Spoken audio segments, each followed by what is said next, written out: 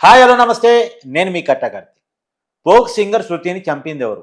ఆమె ఆత్మహత్య చేసుకుందా? చంపారా? చంపితే ఎందుకు చంపారు? ప్రేమించిన భర్తే చంపాడా? సోషల్ మీడియాలో పరిచయమై ప్రేమగా మారి పెళ్లి చేసుకొని 20 రోజులు గడవక ముందే ఆమె శవం ఎందుకు తేలింది? విషయాలను కనుక్కునే ప్రయత్నం చేద్దాం. ఆమెకి ఎలాంటి పరిహారం చెల్లించాల్సిన పరిస్థితి ఏర్పడుతుంది? ఆమె భర్త మీద ఎలాంటి కేసులు నమోదవుతాయి? ఎలాంటి శిక్షలు పడేటువంటి అవకాశం ఉంది? ఇవన్నీ కూడా తెలుసుకునే ప్రయత్నం చేద్దాం. మనతో ఉన్నారు ప్రముఖ హైకోర్టు అడ్వకేట్ ఇంద్రగంటి మధుశర్మ గారు. సార్ నమస్కారం. నమస్తే అండి. సార్, ఫోక్ సింగర్ శృతి అనేటువంటి తెలంగాణలో అంటే ఆమె చావు చాలా పెద్ద ఎత్తున చర్చకు వస్తూ ఉంది. ఆమెని చంపారని, ఆమె చనిపోయిందని. కానీ చనిపోయిందనే వార్త కంటే ఇప్పుడు చంపారనేది చర్చగా మారింది. ఎందుకని చంపారు? ఎలాంటి వేధింపులు ఆమె ఎదుర్కొంది? ఇప్పుడు ఎలాంటి కేసులు నమోదు కాబోతా ఉన్నాయి? ఎలాంటి యాక్షన్ పోలీసుల నుంచి జరగబోతా ఉంది?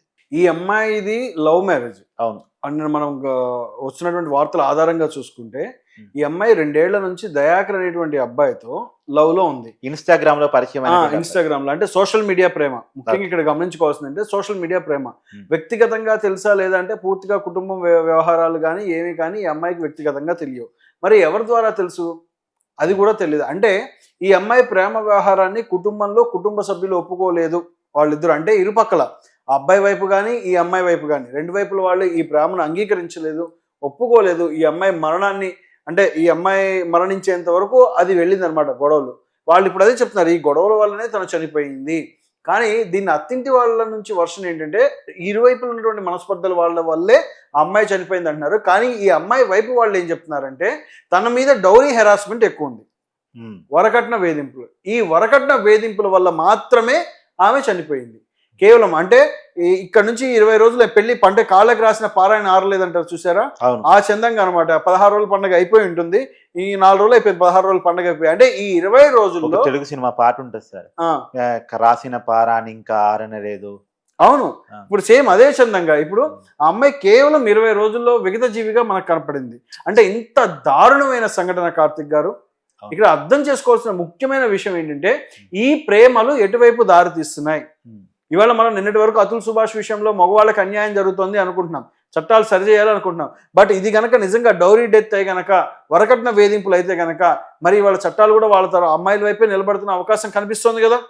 ఖచ్చితంగా అమ్మాయికి న్యాయం జరగాలి కదా. మరి ఇవాళ ఇంత దారుణంగా అమానుషంగా చనిపోవాల్సిన పరిస్థితి ఎందుకు తలెత్తింది?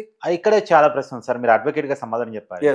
బ్లాక్ మెయిల్ చేయగలిగిన అమ్మాయిలకి న్యాయం జరుగుతుంది కానీ నిజంగా వేధింపులకు గురవుతున్న అమ్మాయిలకి న్యాయం జరగట్లేదని ఒక వాదన ఒకటి ఉంది. ఏమంటారు? కానీ నిలబడితే గనక అందరికీ న్యాయం జరుగుతుంది కార్తిక్ గారు. నిలబడాలి, ఓపికగా తట్టుకొని నిలబడాలి. కొంచెం అంటే మీరు అన్నదానికి ఒక సమాధానం నేను చెప్తాను. కోర్టుల్లో కొంచెం ఎక్కువ సమయం పడుతోంది విషయాలు తేలటానికి. అంటే కోర్ట్స్ మీద ఉన్నటువంటి వర్క్ లోడ్ కూడా ఎక్కువ ఉంది. కోర్టుల మీద చాలా వర్క్ లోడ్ ఉంది. ఎందుకు అంటే ఇక్కడ గవర్నమెంట్ కూడా అంటే కోర్ట్స్ని పెంచాలి అన్న బడ్జెట్ ఎక్కువ శాంక్షన్ అవ్వాల్సిన అవసరం ఉంటుంది. అవును, కోర్ట్స్ని పెంచాలి, మనం ఆఫీసర్స్ని రిక్రూట్ చేసుకోవాలి, జడ్జెస్ని రిక్రూట్ చేసుకోవాలి, ఒక సిస్టమ్ని ఎస్టాబ్లిష్ చేయాలి. అంటే ఇప్పుడు ఉన్న కోర్టులు కూడా సరిపోనంత వర్క్ లోడ్ ఎక్కువ ఉందండి.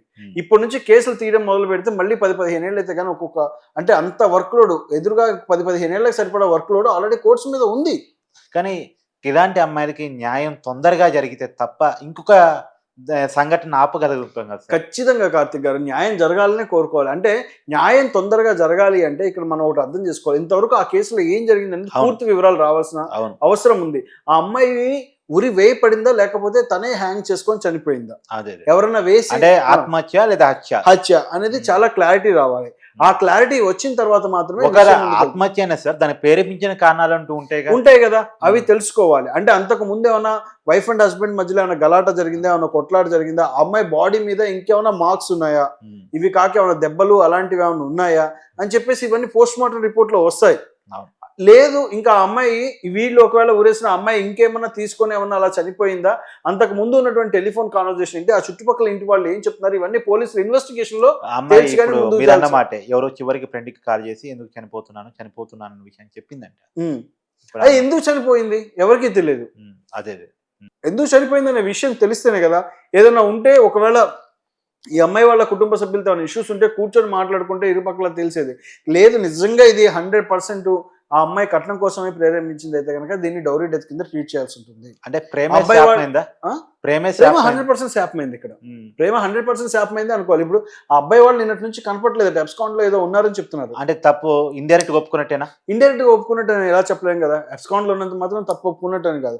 అక్కడ విషయం ఏంటంటే ఇంకోటి కూడా చెప్పాలి, ఇది చాలా స్పష్టంగా చెప్పాల్సిన అంశం. హాస్పిటల్లో జాయిన్ చేసినప్పటి నుంచి ఆ అమ్మాయితో వీళ్ళు లేరు అనేది ఒక వాదన వినిపిస్తుంది. ఓకే. ఆ అమ్మాయి తరపు అంటే అత్తింటి వాళ్ళు ఎవరు అమ్మాయి తరపు లేరు అనేది. హాస్పిటల్ ఎవరు జాయిన్ చెప్పారట? వాళ్ళే జాయిన్ చేశారట. Okay. జాయిన్ చేసినప్పటి నుంచి అక్కడ ఎవరు లేరట. ఉమ్. కానీ అలా లేకపోవడం అది పెద్ద నేరం. అవునా?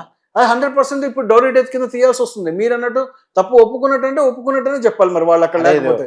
ఈ సామెత ఉంటుంది సార్, మౌనం అర్ధాంగీకారం అని. అవును.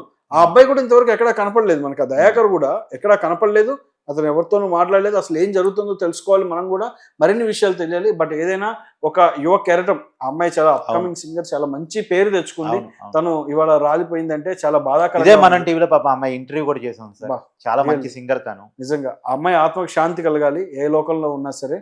కానీ వాళ్ళ తను చనిపోవడం అనేది మనకి సార్, చాలా మీరు బాధాకరం విషయం. పర్టికులర్ గా ఇంద్రగంటి మధు శర్మ గారు చాలా మంది అబ్బాయిల మీద పెడుతున్నటువంటి ఫేక్ కేసులు వ్యతిరేకంగా ఫైట్ చేస్తా ఉన్నారు. ఉమ్. ఈ మధ్య కాలంలో బెంగళూరులో టెక్కీ మీద పెట్టినటువంటి కేసు మీద కూడా అతను ఆత్మహత్య చేసుకోవడం మీద కూడా చాలా బలంగా మాట్లాడారు. ఉమ్. మీరు స్వయంగా తెలుగు రాష్ట్రాల్లో శేఖర భాష కేసును కానీ, రాయి తరుణి కేసును కానీ, జానీ మాస్టర్ కేసును కానీ చాలా తీసుకొని చాలా బలంగా వాదనలు వినిపిస్తూ ఉన్నారు. సోషల్ మీడియాలో సైతం మీ జెంట్స్కి మీద పడుతున్నటువంటి అభియోగాల మీద మాట్లాడుతున్నారు.